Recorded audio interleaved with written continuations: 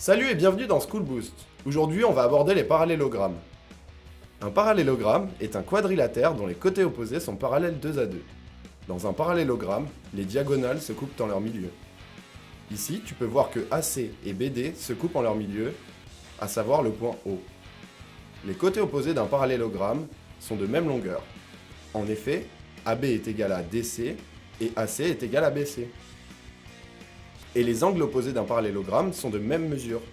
Ici, ADC et ABC sont égaux et DAB et BCD sont de même mesure.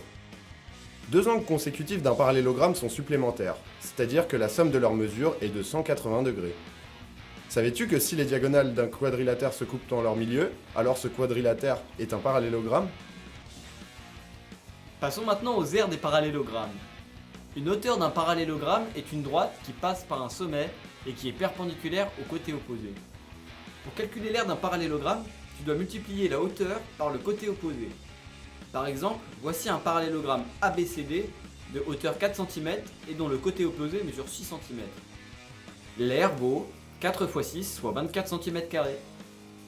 Il existe des parallélogrammes particuliers. Je pense que tu les connais.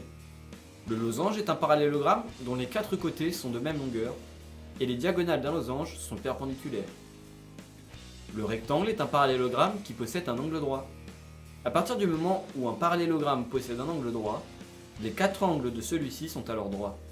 Les diagonales d'un rectangle sont de même longueur. Un carré est à la fois un losange et un rectangle en même temps. En effet, un carré est un losange qui possède au moins un angle droit et dont les diagonales sont de même longueur. Un carré est un rectangle dont les 4 côtés sont égaux et dont les diagonales sont perpendiculaires. Tu as compris l'essentiel? Tu peux maintenant passer aux exercices ou regarder la vidéo à nouveau.